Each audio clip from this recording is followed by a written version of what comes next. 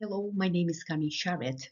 I'm making this video because I'm discussing about apps and website the children in middle and elementary and middle school in general they have as a support in their learning process. Understanding more about tools and websites in the learning and teaching process is so important because today in a digital era it's impossible the schools do not have um, technological support for kids because it has so many kind of apps and websites developed with the intention is that kids can get more knowledge, they can interact better, and they can learn in a easy way. But it's really good.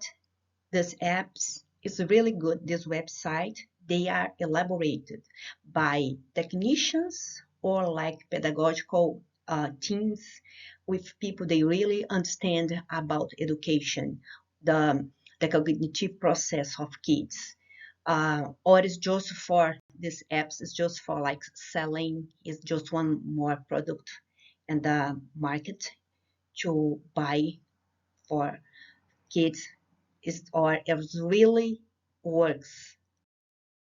Today the schools they have so many supports. So but you have one simple question. The kids are being formatted in this process or they have freedom to think like by themselves. They are building their self or somebody is building their inner and the self for them. Um, Today you have so many interactive interaction with these tools, but kid needs to have interaction with their reality.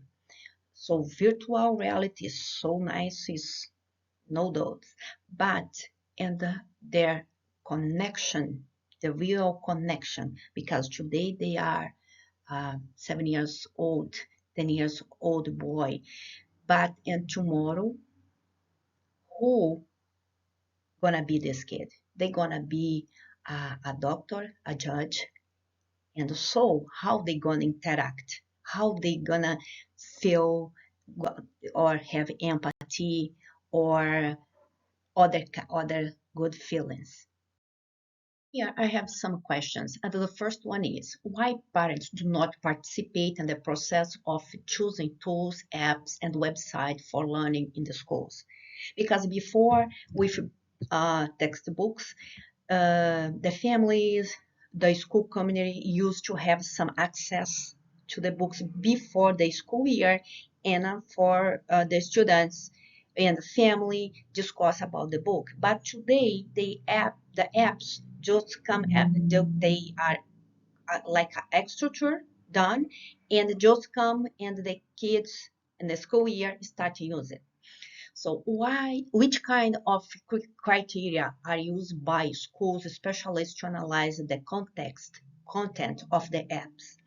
How they how is the criteria, what is the process they use for that? How these apps, websites are chosen for teachers also. Just because an app is free means it is a good tool. So I analyze many websites and apps. So some of them they don't have much good things for kids. It's just like the older books. If you can goes like a take this back, you can remember that so stupid books that you have like no much interactions, like really good interactions that the kids really think deeply. Does one have freedom of learning and the self-expression to build for a third party because it's not the school, it's not the community school, kids, but somebody that saw this app, they built this kind of tool and developed according with their beliefs, with what they think is education. But is this true? Is for development of the kids is a good tool? Is that thinking about apps and online tools has so many advantages. And here I list four, just like uh, for us to think a little out of the box. The children are allowed to develop their self skills, building self confidence, because the kid can develop and say, "Oh, I did it." The learning, they learning technological vocabulary. The families must learn about tools and online virtual learning to help their children with homework and projects. Because some parts, like me, I don't have much skills to deal with technologies, but I'm learning every day. I'm trying. YouTube has so many tutorial videos that help me a lot. The teachers direct the children and how to build their own knowledge instead to give to them. It's like Montessori or Reggio Emilia methodology, right? Let's use the apps and websites to develop kids in a good philosophies, educational philosophy, in a good educational philosophies. Disadvantages, you have some, I list some here, like the overexposure to the screen could reduce the capacity of concentration focus of students in classroom and the home too, because some kids, they still doing the homework in their iPads or tablets at home. And it's important to set limit for the screen time. Cut some part of the cognitive development phases. If the kid just use and they use and they use the tablets, that they just like burning some phases, and the brain like lose in this area.